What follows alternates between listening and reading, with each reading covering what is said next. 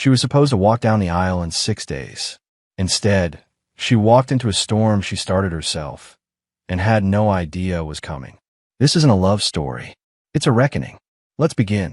My name is Ryan Cooper. I'm 31, and I was supposed to be a married man by now. 6 days before our wedding, I came home to a message that made my chest go hollow. It wasn't a phone call, not a confrontation, not even a whisper from a concerned friend. It was a 30-second Snapchat video, meant to disappear, but not before someone saved it. And that someone, thank God, thought I had the right to know. It started with a pop of champagne and girls laughing. Nothing strange at first, just a typical bachelorette party. But then came the shouting, the moaning, the unmistakable sound of a bed creaking, a man's voice slurring, "That's 3 down, 2 to go." Another woman, Brittany, I'd recognize her voice anywhere, screamed over the music, "She's winning." They didn't show faces. No names, no direct shots. But it didn't matter. I knew Caitlin's voice. I knew the sound of her laugh when she was tipsy. I knew the gold necklace I bought her 2 Christmases ago when it flashed under the strobe lights. And I knew her ring, the one I'd slipped on her finger 8 months earlier, now hanging from her neck like a trophy, swaying as she pulled someone into a hotel bed. I didn't cry. I didn't rage. I watched it 3 times, then paused and stared at the engagement ring in my hand. We had history, 4 years of it. We survived my layoff, her mother's chemo, the pandemic, the stress of me moving in with her in a shoebox apartment while she finished law school. I thought all of that meant something. Apparently, a weekend in Miami meant more. I didn't confront her that night. I didn't scream or ask why. What would be the point? She'd deny it, cry, blame the alcohol, say it didn't mean anything, that I was overreacting. No, I wanted something cleaner than that, something unforgettable. So I did what she'd never expect. I kissed her on the forehead when she came back the next morning, tanned, glowing, drunk on brunch mimosas and sugar-coated lies. "Miami was insane," she said, laughing, tossing her heels onto the floor like it was any other Sunday.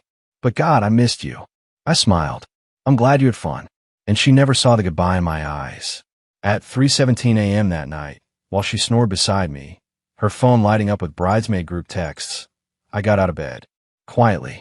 No drama. No note. Just my passport, my laptop, and a prepaid burner phone I'd bought 2 days before.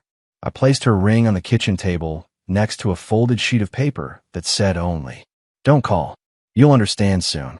By sunrise, I was 37,000 feet in the air, flying to Vancouver. Not to run, to begin. Because what Caitlin didn't know was that I wasn't just leaving her. I was about to take her entire fantasy life, brick by brick, and bring it crashing down in front of everyone she'd ever lied to. And I would do it all without raising my voice once.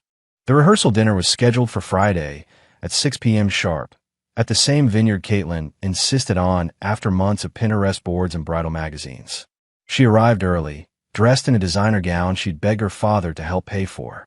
Her makeup was flawless, her smile wide, her laugh perfectly timed.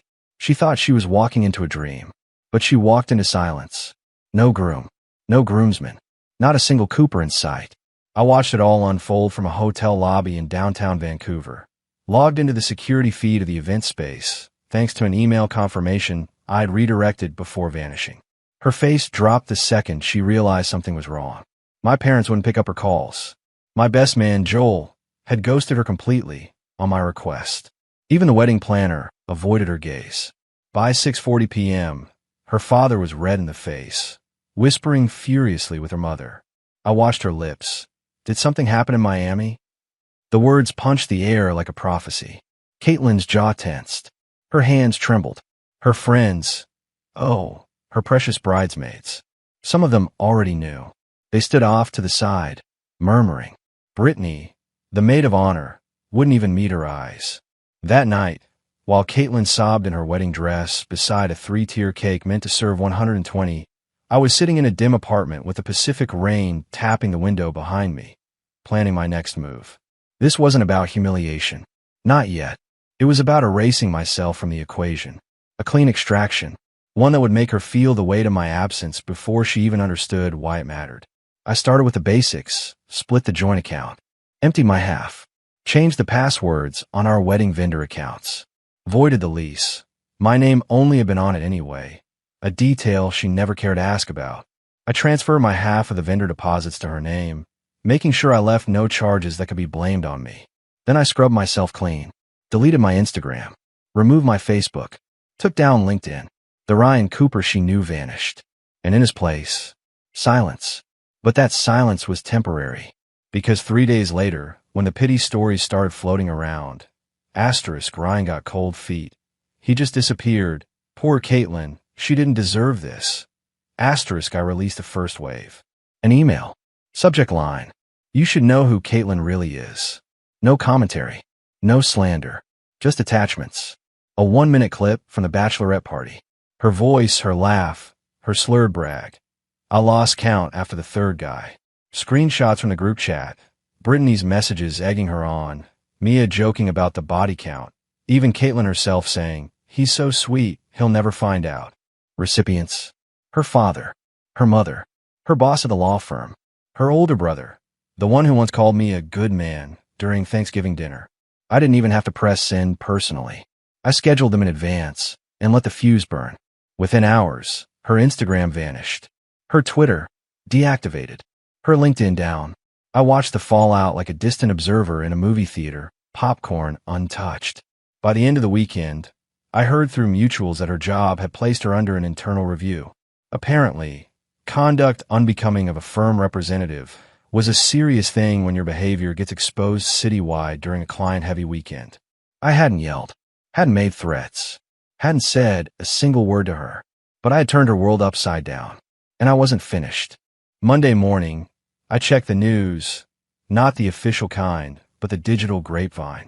Caitlin's profile had been removed from her law firm's website. Her former manager, someone I'd shared small talk with at holiday events, posted a cryptic LinkedIn status about disappointment and accountability. Her colleagues began unfollowing her. One even reshared an anonymous post that read, "People forget the internet remembers." But the worst wasn't digital. It was personal. 3 of her 5 bridesmaids turned on her within 24 hours of the leak. Brittany stayed quiet, probably because she knew she was part of the problem. But Mia issued a statement on Facebook to all 200-plus invited guests, saying she was disgusted and shocked by what she'd been unknowingly a part of. "Had I known Ryan was being deceived like that," she wrote, "I would have never stood beside her." Caitlin's attempt at controlling the narrative fell apart fast. First, she told her family I'd ghosted her out of nowhere, that I had emotional issues, abandonment trauma, that I couldn't handle commitment. Then came the truth. Someone from her extended family, likely her cousin, the only person she ever considered a rival, leaked the footage to her conservative aunt, whose money and reputation Caitlin relied on. I didn't have to lift a finger. Suddenly, Caitlin wasn't the victim. She was the scandal. Her dad pulled the plug on a business deal he had with James's family. The same James she'd accidentally hooked up with during the trip. Turned out the contracting firm her dad was trying to merge with was owned by James's uncles. The same uncles who'd received the leaked video from James's group chat. When betrayal hits close to the wallet, consequences come fast. Her boss officially terminated her contract by Thursday. Reason? Violation of internal conduct standards and reputational risk. No lawsuits. No settlements. Just a swift, cold dismissal. I kept my distance. I didn't taunt her. I didn't even answer the messages that started flooding my burner phone. "Please, can we talk? I didn't mean for this to happen. You don't have to ruin me. Just tell me what you want." But I wasn't after vengeance in the form she understood. I didn't want apologies. I didn't want her tears. I wanted her to look into the mirror and see herself honestly for the first time. So I built one for her. I reopened our wedding website. Where once RSVP links used to live, I embedded a letter titled, "Why the Wedding is Off." No insults. No slurs. No dramatics. Just the facts. Screenshots of her group messages. Clips, blurred and trimmed for dignity. Her own quote, clean and bold. "He's a sure thing. I'll marry him, take what I can, and move on to someone better." I signed it with one line. "Love is sacred. Betrayal isn't." What followed was nothing short of collapse. Her extended family began messaging my parents, apologizing for defending her. Caitlin's mother reportedly collapsed during a phone call with her church committee, begging them not to believe the rumors. But this wasn't a rumor. It was her truth. She just never imagined anyone would hold it up for the world to see. And still, I hadn't replied to a single one of her desperate messages. Because silence. That was the real revenge. A week after I published the letter on the wedding website, Caitlin's final thread to the life she curated, her image, was unraveling faster than she could fake a smile. The silence for me didn't just haunt her, it exposed her. Every day she expected a confrontation that never came, and in its absence, the shame screamed louder. The same woman who once curated every Instagram story, who posed for couples' photos with captions like, "My forever starts now," was now living in digital exile. No online presence, no glam brunches, no stage working late selfies with a wine glass and laptop. She was erased, but her consequences were not. Her friends stopped replying. Her job was gone. Her father, her biggest supporter and enabler, blocked her number after pulling every remaining favor he had in a desperate attempt to quiet the whispers. But some things can't be silenced, especially when they're echoed in group chats, DMs, private forums, and work gossip chains. And James, the ex she drunkenly hooked up with during her wild night, posted a cryptic clip of the party on his private story. But nothing stays private when the internet decides otherwise. Someone leaked it to her distant relatives. A cousin in Vermont, an aunt in Sacramento, a nephew who used to adore her until the family reunion became a funeral for her reputation. I didn't lift a finger. They did it for me. That's the thing about betrayal. When it's exposed, everyone wants to pretend they were never part of it. Self-preservation kicks in. Loyalty, optional. Image, everything. The bridesmaids who once clinked glasses with her in matching robes sent apology messages to me. One even said, "She told us you were cool with it. That you two were open. I'm so sorry. I feel sick about it." I never responded. Their guilt wasn't my concern. Their reputations weren't my responsibility. 3 weeks had passed since I disappeared from her life, and the messages she sent had shifted in tone, from panic to pleading. "Please just talk to me. I need to explain. I was drunk. It wasn't what it looked like. You're destroying me. Please stop. You win. I have nothing left." But I wasn't looking to win. This wasn't a game. It was a mirror. I gave her the silence she never gave me.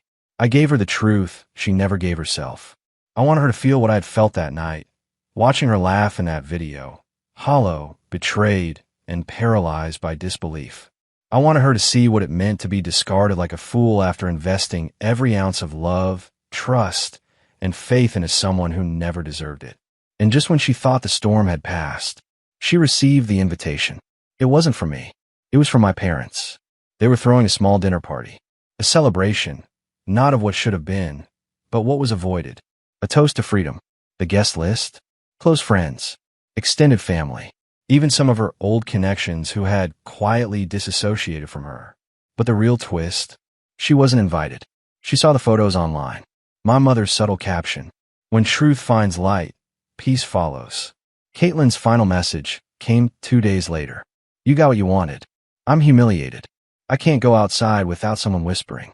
I lost my job, my friends. My family barely looks at me. You win. Are you happy?" I didn't reply, because I wasn't happy, but I was whole. For the first time in years, I didn't have to question if my love was enough. I didn't have to wonder if I'd given too much or held on too tightly. I knew, without a shadow of a doubt, that the fault was never mine. The betrayal wasn't my shame to carry. It was hers. And I left it on her doorstep like a package she forgot she ordered, marked return to sender. 3 months after the wedding that never was, I sat alone at a beachside cafe in Lisbon, Portugal. The kind of place that smells like sea salt and roasted espresso, where no one knows your name, and even if they did, they wouldn't care about what happened back home. That morning, the sun hadn't yet burned off the mist rolling off the Atlantic. It clung to the cobblestones like an old story, refusing to be forgotten. But I had forgotten. Or rather, let go. No ring. No fiancé. No lies. Just peace. My burner phone buzzed once more. A final message from Caitlin, days after her last desperate attempt. "I'm not asking to fix things. I just want you to know I think about it every day. I ruined the only person who ever truly believed in me." Still, I didn't respond. Because healing, real healing, meant not looking back, even when the past sends you flowers from a number of things you still care about.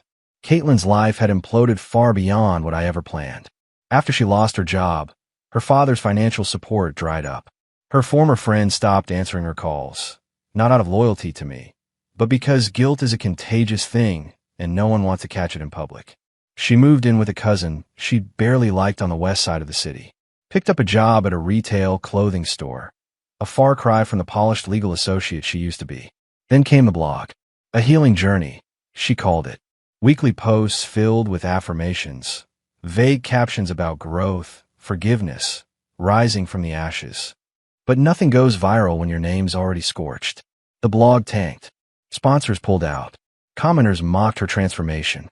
Some screenshots from the party resurfaced again, this time with sharper captions. Is this who you take life advice from? She shut it down after a month. And me? I was just beginning. Lisbon turned into Valencia. Valencia became Budapest. I started consulting part-time for startup founders overseas, young entrepreneurs who didn't need another man in a suit, but someone who knew what it meant to build from nothing. I joined a volunteer group that taught practical business skills to teens in underprivileged areas. I started sleeping through the night again. I didn't drink much. Didn't date for a long time either. I wasn't broken. I was rebuilding. One night, over dinner on the marble terrace of a hillside apartment in Dubrovnik, a friend, Anna, an artist from Serbia, looked at me mid-conversation and said, "You know, you look lighter than the first day I met you." I smiled.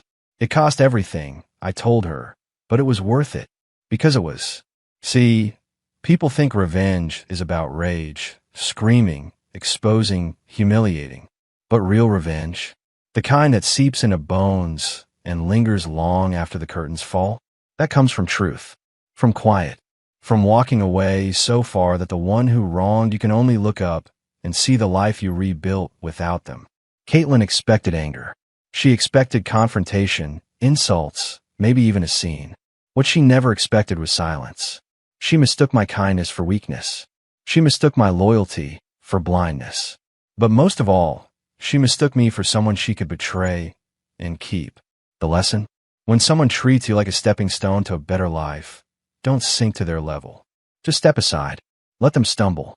Let them realize too late that you were the foundation they never deserved. And when the truth finally lands, it doesn't need a shout. It just hits. So if you're reading this, maybe heartbroken, maybe numb, maybe wondering why the person you trusted the most handed your soul to someone else like it was spare change, just know, your silence will echo louder than their lies ever could. You don't need to fight for closure. Sometimes, closure is the door you lock quietly behind you and never open again.